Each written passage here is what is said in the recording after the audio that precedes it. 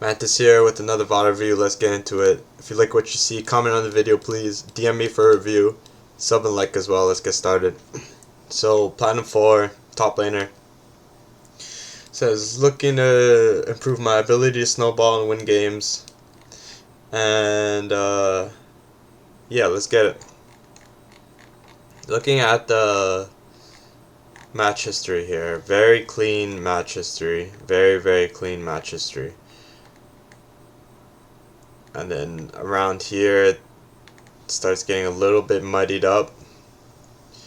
So since you don't play that much, 23 wins, 20 losses, each of your ranked games are like magnified more, so they matter more. So when you're playing autofilled or playing champs, perhaps don't play that much. Maybe you know Yorick's super hard counter is Gwen, so you have it under your belt, which is nice. But then the Twitch, the Gnar, the Aatrox, right? You could possibly eliminate some of the Kled, these picks from your match history, and then it'll just make your win rate go up, just by nature of just playing Urgot or Yorick. I think that'll help you for your match history. And now you're gonna have to look at the basics for Urgot, because even though you have a high overall win rate, it seems like more recently you've been having a little bit of struggles maintaining that 59% win rate. So what you can do is click the icon Urgot on OPGG and then sort Korea, and then look up Urgot, or the masters of Urgot, right?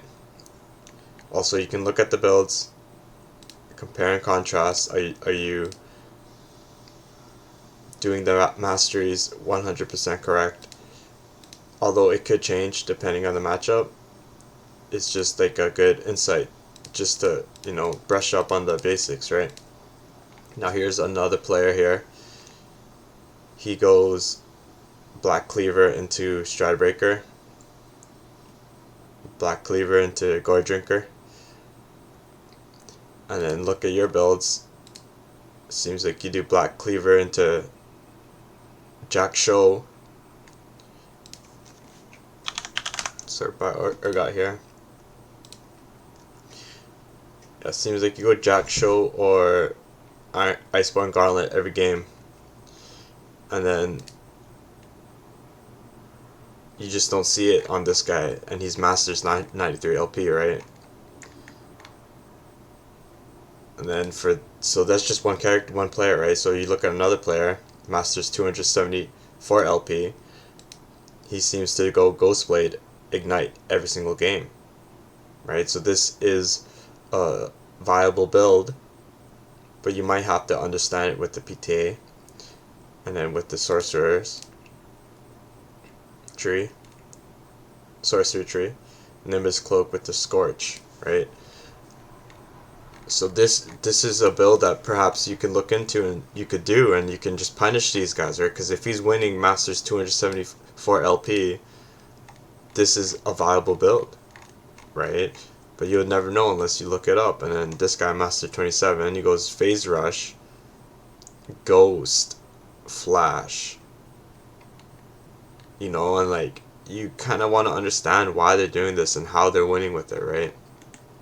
And perhaps try to find, okay, this guy, he goes Ignite, he does build Jack Show in some matchups to the Aatrox, does build this Iceborne into Jace, but he also does Ignite into Jace as well, right? So it does Fleet as well into Maokai, Fleet into, so like, as you can see, there's multiple ways of building Aatrox, but I mean not Aatrox, Urgot, right? And this guy, he's just like you.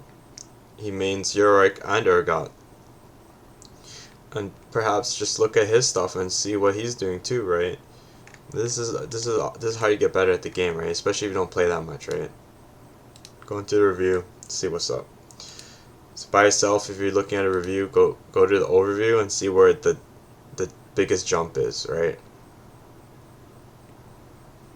There's a big jump right here. Another jump over here, kind of, right? And then you learn, right? Usually what you can do is like, okay, at 8 minutes, something happened. Why did the gold spike 2,000 gold at 8 minutes? See what you're doing, see if you can make a change, and then that's kind of how you get better.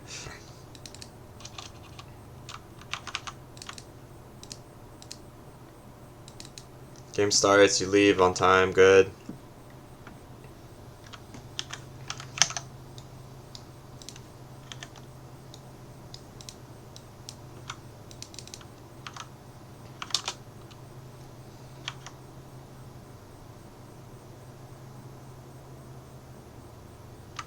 Just 1 second here.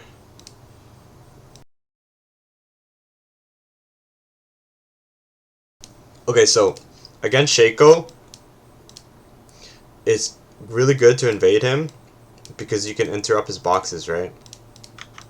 So this happens right here, right?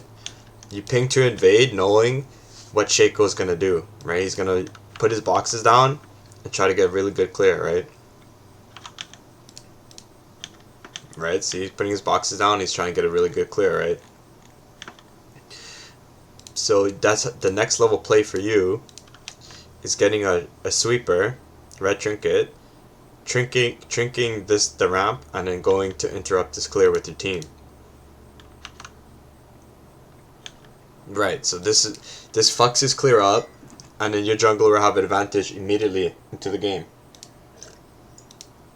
And in solo queue, you always want to find the quickest way to get advantage, right? And that starts right there, right? And you just need to have this understanding of these champions and how they interact and what they do and how to punish them if you want to climb higher, right? And like, you don't play that much, so you need to find other ways of learning, right?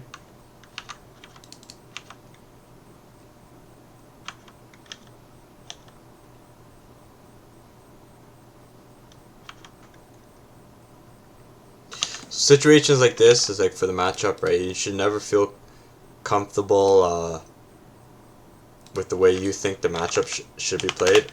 So this is a good guy, Dami-sum, you can search up Dami-sum any champ and they'll have it, right? And then you search up Tom Kench.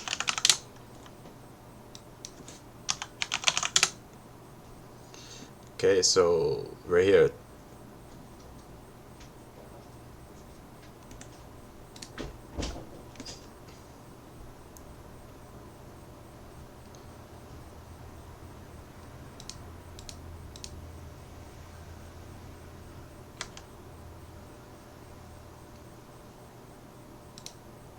Even though this is a little bit outdated, you can still see the way he plays it out, and you want to emulate it, right? It's a good way of getting better at the game, right? So Dami-san, don't forget that.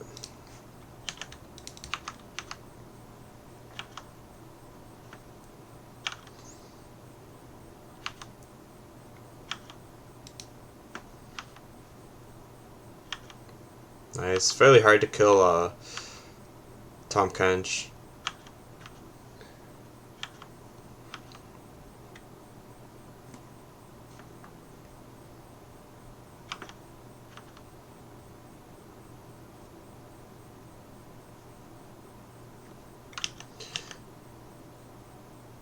Looking fine so far. Army canning, good job.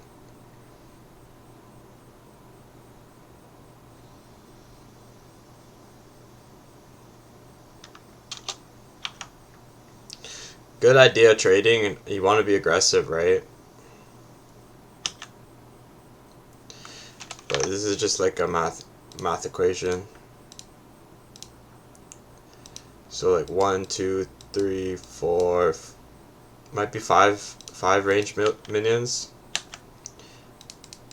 So they trade into you here, and each one of them do 24 damage, right? So if the wave is a little bit bigger and you trade like this all the time, you might be coming out behind in trades. And this is part of the reason why this trade hurt you a lot, right? But I like the idea of playing aggressive. And like this is the spots where that other player probably uses ignite to his advantage.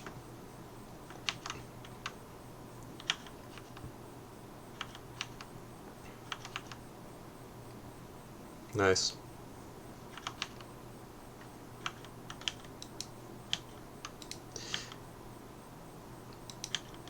Can't say much about Kaisamid. I don't really like to pick.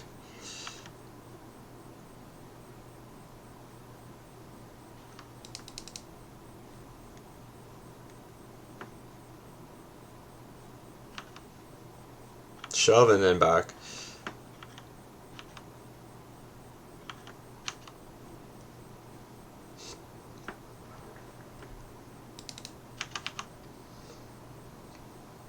Yeah, so far so good.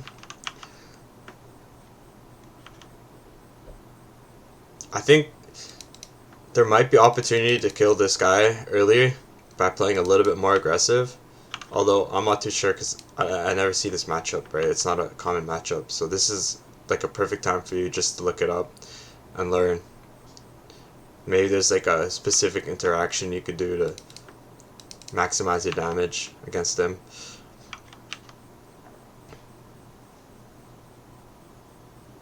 I like the way you mint up your waves. It's nice. Don't really need to use W there. But now it's like, okay, shove the wave in hard. Good. Good.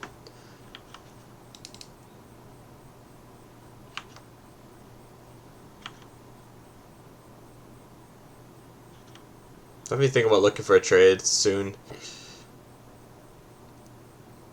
Really want to be up in solo queue, right?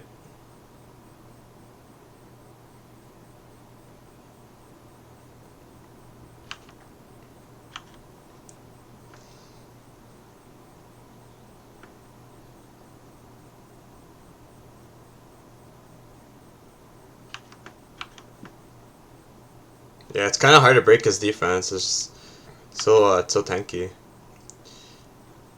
No mana.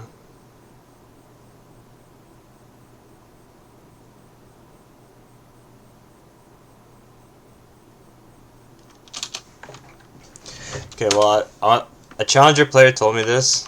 I'm gonna tell you this now too. He said you should never trade into a cannon wave. Cannons need to be thinned out and then trade, right? They just deal too much damage, right? 47 stacks up. 47. It's almost 50. It's almost 50 per, right? So like four autos, that's like 220, right? Something like that. So it's like you can't afford to be trading into these cannons, right? If this wave was hitting him, you probably win this, right? But like also you just need to be cognizant of your mana as well, right? Dude, this is probably the reason why that guy takes ignite, right? Because like he's able to get the kills. It's just way too far. So what you need to do is just continue shove the wave in, and then look to reset. Because his ultimate is on cooldown, right? For like another 100 seconds. So just by shoving him in, resetting, you might get like an item timing on him, right? Sure, you're at only 400 gold, but I think that's the better move. Or maybe even shove the wave in, and then look to get a plate. This is just too forced, right? Play around the wave a little bit more, and like if this is a play that you always do, you need to change it, right? Because you're not gonna win. And like this is probably the reason why you're not having success on Urgot is because the times you trade are not that good. They're not favorable for you.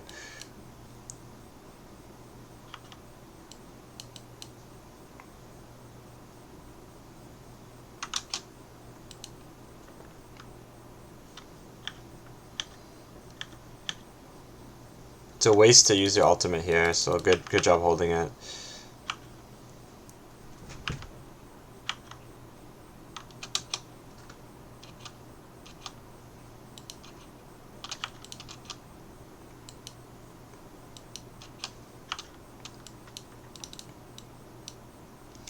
Personally, I think I'd rather see, like, you're down CS, right?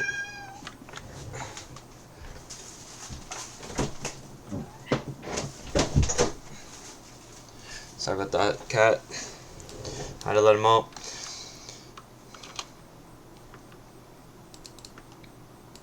I just don't like the idea of just like roaming around and not getting anything out of it, right? You gain 2 CS out of that. And 3 CS worth of EXP.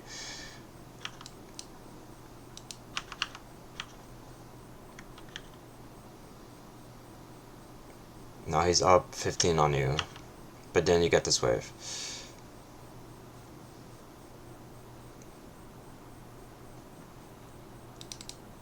Let's try to work on your movement a little bit.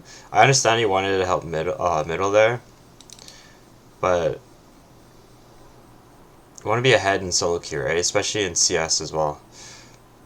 I feel like you're kind of winning this lane early, but I'm looking at it and it doesn't seem like you're ahead.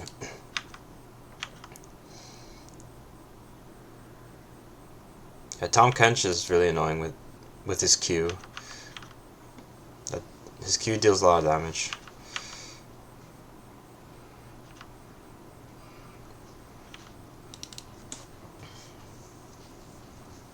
Kind of a tough game so far. But in solo queue, when it's like this close, you can't afford to be behind, right? You just need to be ahead, right? So this is where you like comes back to like trying to learn the game a little bit more from outside resources like YouTube or even Twitch. Try to find like a one trick Urgot Twitch player, Twitch TV. He has all his VODs there. Just watch him play solo queue, watch him how he trades, how he mid-ups the wave.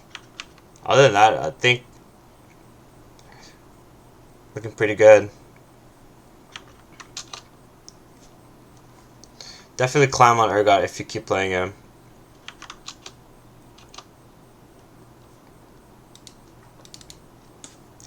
Maybe try to consider mana control a little bit more.